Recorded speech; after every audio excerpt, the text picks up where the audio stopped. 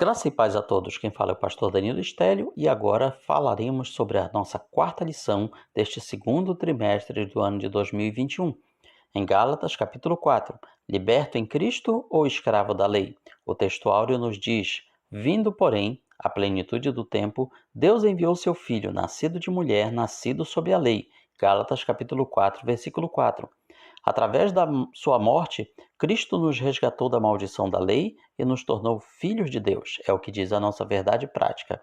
Os hinos sugeridos da harpa cristã são os de números 102 e 116, e a leitura bíblica está em Gálatas capítulo 4, versículos 1 a 31, que passaremos agora a falar na versão bíblica Nova Almeida Atualizada.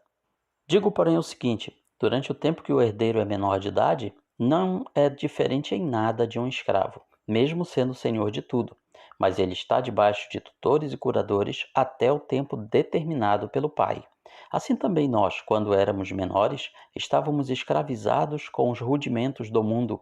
Mas quando chegou a plenitude do tempo, Deus enviou seu Filho, nascido de mulher, nascido sob a lei, para resgatar os que estavam sob a lei, a fim de que recebêssemos a adoção de filhos.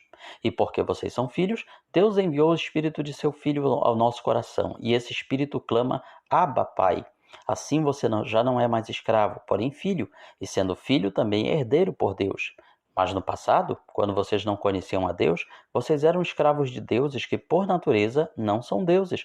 Mas agora que vocês conhecem a Deus, ou melhor, agora que vocês são conhecidos por Deus, como é que estão voltando outra vez aos rudimentos fracos e pobres, aos quais de novo querem servir como escravos?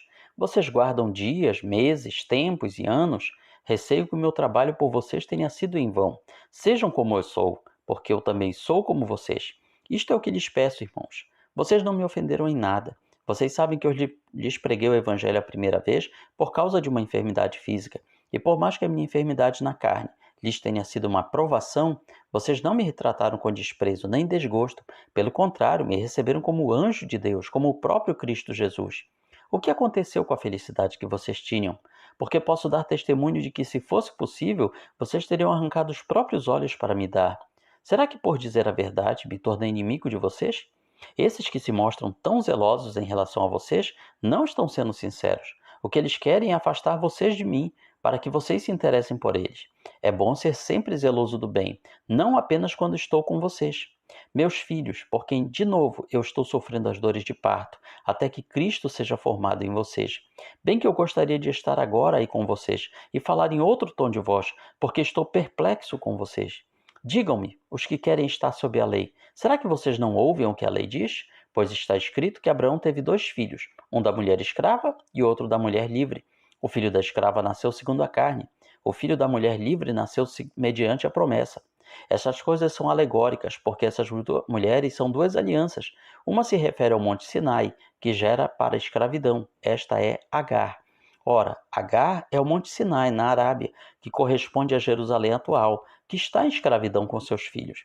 Mas a Jerusalém, lá de cima, é livre, e ela é nossa mãe, porque está escrito: alegre-se, ó estéril, você que não dá à luz. Exulte e grite, você que não sente dores de parto, porque os filhos da mulher abandonada são mais numerosos do que os filhos da que tem marido. Mas vocês, irmãos, são filhos da promessa, como Isaque. Como, porém, no passado, aquele que nasceu segundo a carne perseguiu o que nasceu segundo o Espírito, assim também acontece agora. Mas o que diz a Escritura? Ela diz: mande embora a escrava e seu filho, porque de modo nenhum o filho da escrava será herdeiro com o filho da mulher livre. Portanto, irmãos, somos filhos, não da escrava, mas da livre. Na introdução do nosso comentário, Paulo continua defendendo a pregação da fé e a liberdade em Cristo. Ele destaca que tanto judeus como gentios só têm um caminho para se justificar diante de Deus: a fé em Cristo, não tem outro caminho. E dessa forma, Paulo compara a lei e a graça, usando várias alegorias, várias tipologias e até mesmo figuras do direito romano.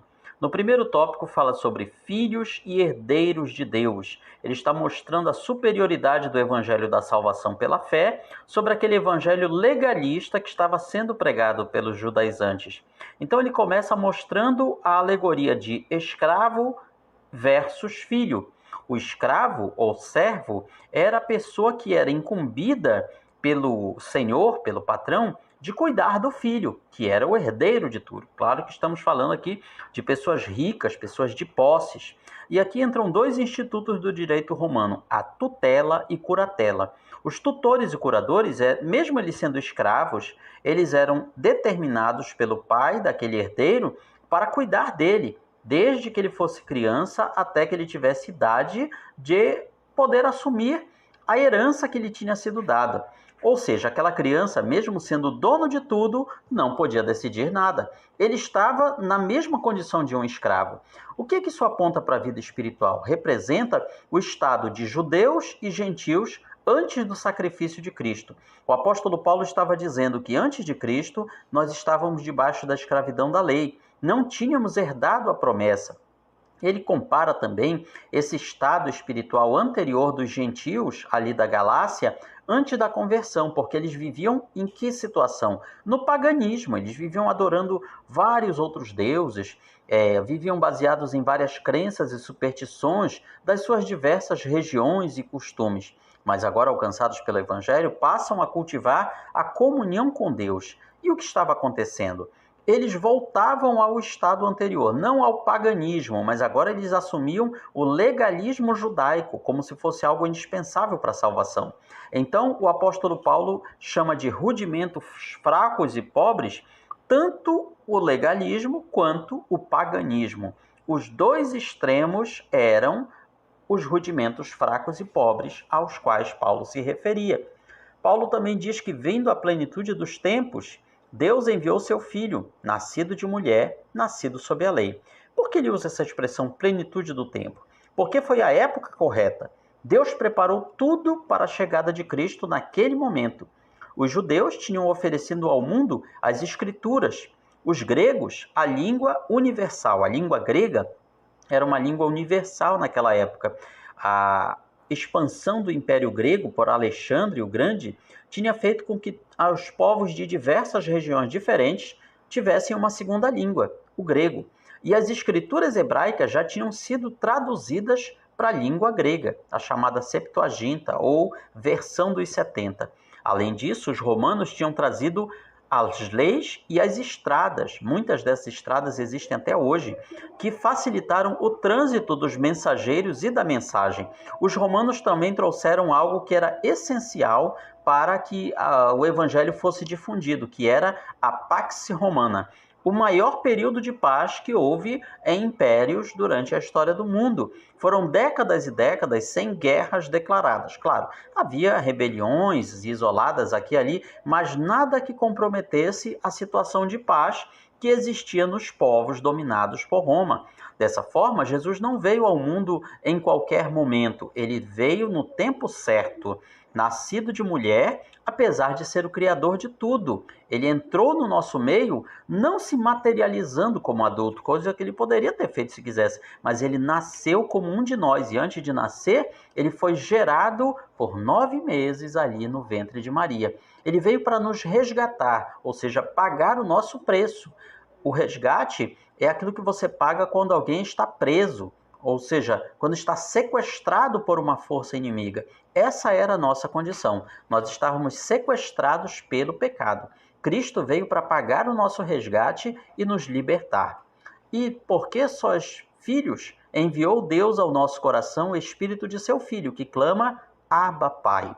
Essa expressão Abba, Pai, quer dizer literalmente papaizinho. Como nós podemos chamar Deus de nosso paizinho, a não ser através do Espírito de Deus?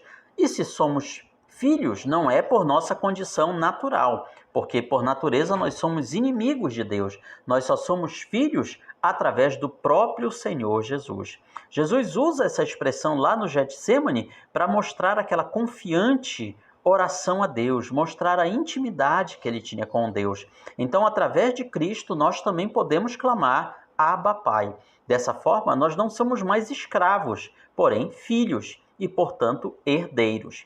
O filho tem um pai, o escravo tem um senhor. O filho obedece por amor, o servo obedece por temor. O filho é rico, o escravo é pobre. O filho tem futuro, o escravo não tem futuro nenhum, não tem perspectiva. Ele vai ser sempre um escravo. Então, essa dicotomia é usada por Paulo para mostrar como nós passamos de uma condição de escravidão para uma condição de herdeiros de tudo juntamente com Cristo. O segundo tópico vem falando a enfermidade e dor de parto. Aqui, depois de Paulo mostrar quão gloriosa é a situação daqueles que estão na nova aliança, ele faz uma espécie de balanço do seu relacionamento com os Gálatas. Ele começa falando da sua enfermidade. Posto que minha enfermidade na carne vos foi uma tentação, contudo não me revelaste desprezo nem desgosto, antes me recebestes como anjo de Deus, como o próprio Cristo Jesus. A Bíblia não diz qual era a doença de Paulo, mas a doença naquela época, assim como hoje, era considerada como um sinal do desagrado de Deus. Além disso, fragilizava um pouco a própria condição de Paulo, já que ele era usado por Deus para curar pessoas, mas ele próprio era doente. Então isso podia para muitos servir de uma espécie de zombaria, de chacota, mas os Gálatas não. Os Gálatas não foram por esse caminho. Eles receberam Paulo como se fosse um anjo de Deus, trazendo esse evangelho de Cristo. A Bíblia não declara, repito, qual era essa enfermidade. Alguns dizem que era malária, outros dizem que era o espinho na carne, mencionado por Paulo em 2 Coríntios 12, outros ainda dizem que era uma enfermidade dos olhos, pois logo em seguida o apóstolo Paulo diz para eles que eles estavam dispostos a arrancar os próprios olhos para lhe dar. Então alguns veem nisso como uma pista que seria uma enfermidade na visão de Paulo. Tornei-me, porventura, vosso inimigo, por vos dizer a verdade? Aqui Paulo faz uma pergunta retórica. É como se ele dissesse a eles, aos Gálatas, o que é que eu fiz para vocês me receberem mal dessa maneira, para vocês rejeitarem tudo aquilo que eu ensinei a vocês e receberem o que esses falsos irmãos ensinaram a meu respeito, me difamando, me reduzindo a uma condição abaixo do esperado. Então agora, aquele mesmo Paulo que tinha sido recebido por eles com amor, agora é tratado com indiferença. Isso acontecia porque os judaizantes, eles queriam tomar o lugar de Paulo, anunciando outro evangelho. Então eles tinham que destruir o que Paulo tinha ensinado aos Gálatas. E ele reage como? Destacando que ele pregou o evangelho da verdade, da liberdade em Cristo. E é que aquele evangelho da circuncisão que estavam querendo impor aos Gálatas era o caminho para voltar à escravidão. Falsos ensinamentos produzem frutos negativos em pessoas e conflitos entre pessoas, destaca aqui o nosso comentarista. Paulo também destaca, meus filhos, por quem de novo sinto as dores de parto, ou sofro as dores de parto, até ser Cristo formado em vós. Paulo está mostrando que a vida dele estava sendo tremendamente abalada por saber que eles estavam rejeitando os seus ensinos, que eram os ensinos de Cristo, e indo para as heresias. Então ele chama de dores de parto. Ele compara os Gálatas como sendo filhos que foram gerados com muito sofrimento, com muita dor. Ele compara ao parto, que naquela época não existia. Uma cesariana, por exemplo, não tinha isso. Era só o parto natural, não tinha anestesia, por exemplo. Então veja que aqui Paulo está destacando essa dor que ele passou para que os Gálatas fossem evangelizados e levados a Cristo. O verdadeiro pastor repreende, exorta, disciplina, mas não trabalha com a teologia do descarte. O verdadeiro pastor faz isso. O que seria essa teologia do descarte? Fulano não quer seguir o meu caminho, o meu ensino, vai embora. Pode pegar suas coisas, ir embora da minha congregação, da minha igreja, vai embora vem para cá 10. O verdadeiro pastor não é assim. A lente pastoral está sempre a discernir e cuidar das ovelhas. Eu não chamaria nem de lente, eu chamaria de telescópio, aquela luneta. O pastor está sempre de olho nas ovelhas, preocupado com elas, com a sua condição. E Paulo agoniza pelos crentes da Galácia até o fim. Ele compara seu sofrimento às dores de parto. Ele está dizendo, será que eu vou ter que passar pelo parto de novo de gerar de vocês em Cristo Jesus? O afastamento deles da graça é como se fosse um outro parto. No terceiro tópico, Paulo faz uso de outra alegoria, com duas personagens bíblicas, Sara e Agar, respectivamente mulher e escrava de Abraão. Ambas geraram filhos com Abraão. Agar gerou um filho chamado Ismael, e Sara gerou a Isaque, de quem veio todo o povo de Israel. Então o apóstolo Paulo usa essas duas personagens da Bíblia para retratar duas alianças. Sob a pressão de alguns falsos mestres persuasivos, a igreja na Galácia estava prestes a adotar uma espiritualidade eclética, perigosa, inútil, que minimizava a graça de Cristo sob a hegemonia da lei do judaísmo. Então, ele começa falando de Agar. O filho da escrava, Agar, era Ismael, de onde vem toda a descendência árabe que nós conhecemos hoje. Paulo utiliza a figura de Agar para representar o Monte Sinai, onde foi entregue a lei a Moisés. Ou seja, ali representava a antiga aliança. A lei de Moisés, embora também fosse a lei de Deus, era uma lei que escravizava, era uma lei que não redime, era uma lei que não tinha poder para mudar a vida das pessoas. Era uma lei que é chamada de ministério da morte, porque vários das suas transgressões eram punidas com a morte. Paulo também usa essa personagem, Agar, para representar a Jerusalém terrestre, a Jerusalém aqui da terra, que era escrava com os seus filhos, com o povo israelita. Isso se refere ao legalismo judaico, fonte de um outro evangelho, que é o que os judaizantes estavam querendo impor aos Gálatas. Então veja como Paulo explica que Agar é uma escrava. E Ismael, como filho da escrava, também é escravo, ele é filho da escravidão. Na cultura da época, a mulher escrava gerava filho para a escravidão, mesmo que o pai da criança fosse um homem livre.